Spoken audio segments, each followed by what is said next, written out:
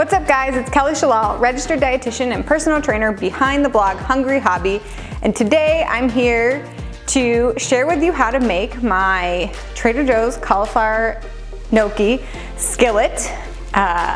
It is a really easy one pan, 5 or 6 ingredient recipe that goes by super fast and is ready before you even know it. So I'm super excited to share this recipe with you today. It is one of Mr. Hungry, which is my husband, known on the blog as Mr. Hungry. It's favorite recipes, and so like I said, I'm super excited to share it with you today. But if this is your first time here, please make sure to hit that red subscribe button and the bell notification tab so that you never miss a recipe, workout, nutrition tip, or rambling by Prego yours truly. Baby's almost here, thank goodness. But in the meantime, easy recipes like this are totally what we are relying on. So with that, let's get started. So to start, you're going to need 1 package of chicken sausage. Of course, if we're shopping at Trader Joe's, they have an unlimited supply of flavors. I like to use the apple Chardonnay in this recipe, but you could literally use any flavor you want. But go ahead and slice it up pretty thin, like normal little coins as you see in the video. And you're gonna saute that, or basically brown it in the skillet in some avocado oil. And once you've browned it, you're gonna pull it off the skillet and set it aside.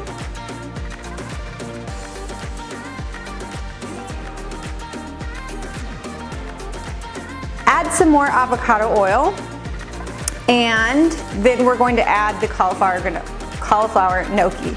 We jokingly call it gnocchi in my house, and so the likelihood of me saying that 7 times is high. Anyways. Also, before I continue on, I meant to say, if you're looking for the exact ingredients for this recipe, there will be a recipe link below, which will take you to the blog where the printable recipe is. I do defrost my cauliflower gnocchi before putting it in the skillet. Now, either I remember to take it out of the fridge or the freezer the night before, or I just defrost it in my microwave for a few minutes before adding it to the skillet. So if you forget to pull it out of your freezer the night before, you may want to start by defrosting your cauliflower gnocchi first. And yes, I do think this recipe would work with other types of gnocchi, right? There's like a million types out there, especially if you're not shopping at Trader Joe's. Maybe you can't get the cauliflower gnocchi, then you can definitely substitute out any kind that you want. I just like the Trader Joe's one because it's very clean.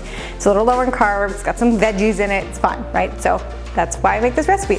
I also have a ton of other Trader Joe's cauliflower gnocchi recipes, including a sheet pan recipe with like broccoli and chicken sausage that I'll link below, and one with their like really famous red shrimp. So definitely check those out. But back to this recipe.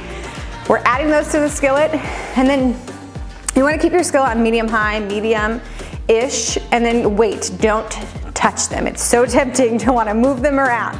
But don't move them around until you know that they've started to get a little golden brown on the bottom. Then you're gonna flip each one over individually. I promise you it doesn't take that long. It's totally worth it.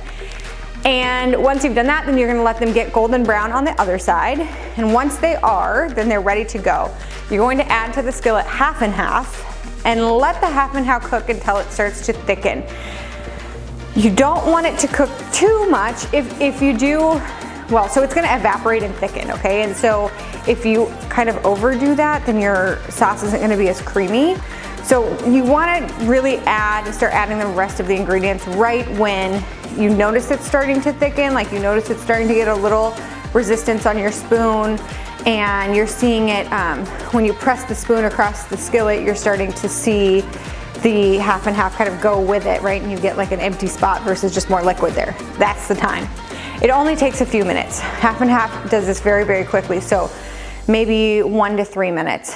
A common question I get on this recipe is, can I substitute something else like whole milk or fat-free half and half? In my house, we don't use fat-free half and half because it's really just like extra sugar and chemicals, and it's not really like a whole food product. You could try whole milk, but you're probably not gonna get the similar result from it. Usually when you use milk, you usually need to add some sort of flour and make a roux, that kind of thing. So I would stick with the half and half. That's my official opinion, but if you experiment with something and it comes out great, let us know. Leave me a comment. All right, so you've added your half and half. It's just thickened. So now we're gonna add some Parmesan cheese. It's gonna start to get really cheesy and wonderful and creamy.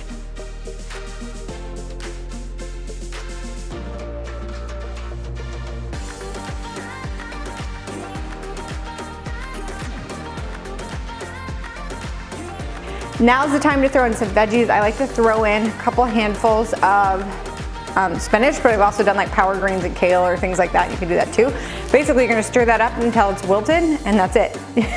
Your meal is ready to go. It literally takes less than 20 minutes. So, I hope that you love this recipe as much as we do. A, for how quick it is, and B, for how yummy and delicious and creamy it is. And it's just veggie packed and super filling, and I'd love to hear how you like it. So if you tried this recipe, please make sure to tag me on Instagram at @hungryhobbyrd. I love to see what you guys make, #hungryhobby. And like I said, if you're new here, make sure that you hit that red subscribe button and the bell notification tab so that you never miss a whole food, real food recipe, workout, or nutrition tip.